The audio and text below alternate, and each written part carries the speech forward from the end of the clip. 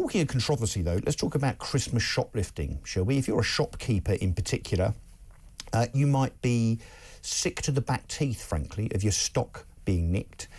Whether you're a small shopkeeper or a big shopkeeper, a Boots, a Marks and Spencers or whoever, the fact that millions, hundreds of millions of pounds are wasted on the basis of stuff that is stolen from stores, which inevitably means that goods become more expensive for the rest of us. It's an absolute scandal. I can tell you that there are, in the last 12 months, there have been 245,000 unsolved shoplifting incidents in the last year. 245,000 unsolved shoplifting incidents in the last year. That's up a staggering 38% from 2019. Do the police do anything about it? Are our politicians doing anything about it? Do the judiciary do anything about it? No, of course they don't. And this is not a victimless crime. And I'll tell you what else it isn't, is old ladies nicking cat food and, you know, loaves of bread because they can't afford to live. I'm sure there's a little element of that, but as I'm going to talk to Peter Bleksley about in a second, this is becoming more and more of an organised crime issue. So, Peter joins me. Peter, thank you. Welcome back to Talk. Not that you're ever far away. Good evening. Good evening. This makes my blood boil. There's a lot of things about your old mob, the police, and the judiciary that really get my goat. But the shoplifting epidemic, the gateway crime, I suppose, that I'm sure leads to a lot of villains becoming bigger villains. This epidemic, 245,000 unsolved shoplifting crimes. These are just the ones that are reported, of course, in the last 12 months. It is an utter disgrace. I'm embarrassed on our behalf as a country. And so we should be. It's a huge stain on our society, the country we live in. And let me just try and add a bit. That figure, some 250,000 unsolved shoplifting cases, is a tiny percentage of what is really going on. Reliable estimates say that 1 in 40 cases of shoplifting is reported, the overwhelming majority of them not being reported because shopkeepers know it is highly unlikely that the police will attend, and then even if they do, it is also highly unlikely that a prosecution will follow.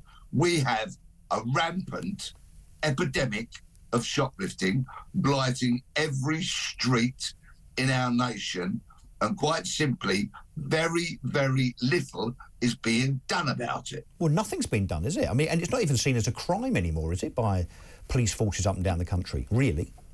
Well, in some places, and it's a very, very tiny number, you have private security companies who have got plainclothes detectives who are detecting these offences, detaining people, and they're being prosecuted. But it is quite literally a drop in the ocean. It could be done. All of this could be dealt with a tinkering of legislation by the government, by a political will to get it done, by police grasping the nettle and realising that theft, funnily enough, is a crime and is part of their job, and also by certain retailers training their security staff properly and dumping liberal, woke, lefty, non-intervention policies, which means they say to their staff, don't get involved, do not intervene, let them walk out of the shop.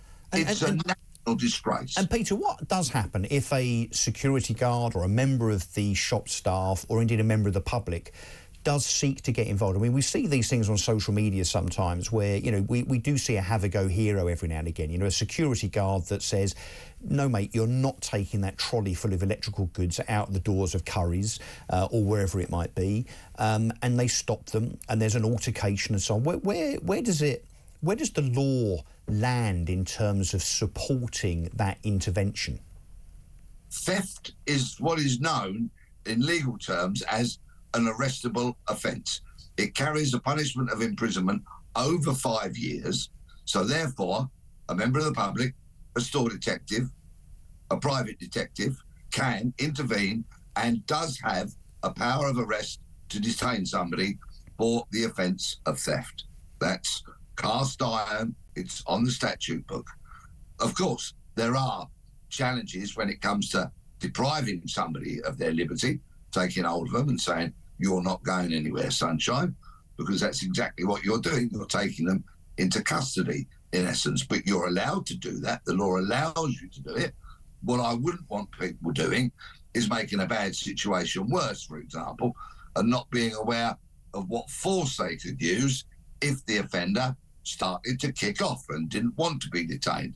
Once again, the law does cover you as long as what you're doing is reasonable and proportionate. And of course, you are physically able to exert some force upon that person, then you remain entitled to detain them. The trouble is, you might ring 999, then get told to ring 101, and then have to wait for hours to see if the police turn up, if indeed they do.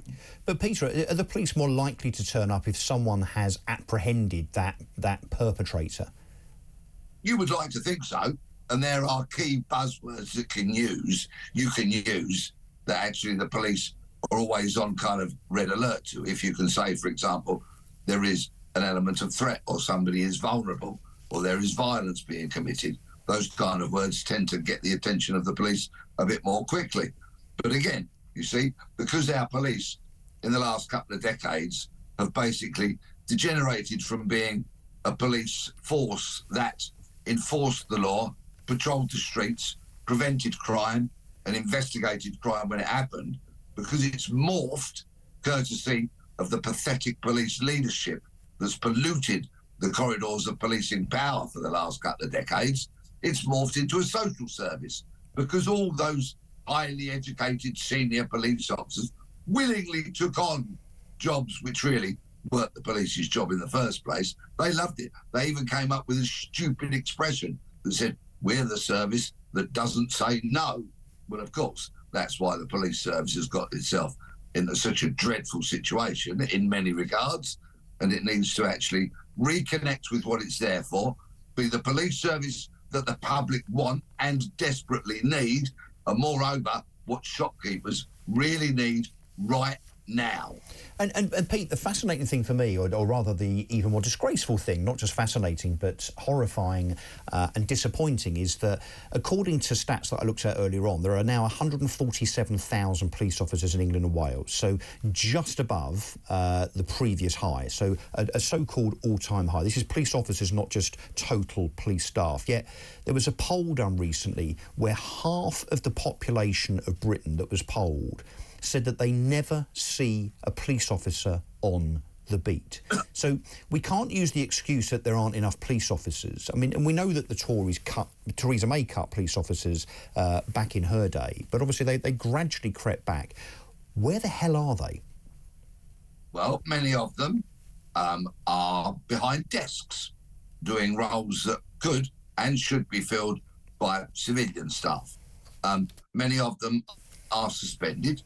A huge number of them have been removed from public duties because they're under investigation, because we do, unfortunately, have a police service that's turning in on itself in a very clumsy, perhaps well-intentioned, but very clumsy attempt to root out wrongdoers.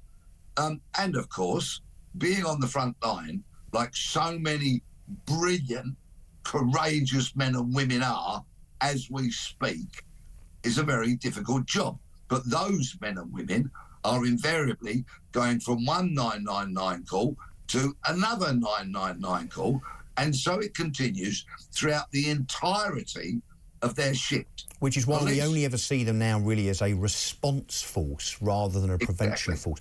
Peter, we've got to stop it there, I'm afraid, mate. And have a wonderful Christmas to you and your lovely wife. I had the pleasure of meeting last night, the other night, with my wife, actually. So have a great Christmas. And thank you, as ever, for your wise words.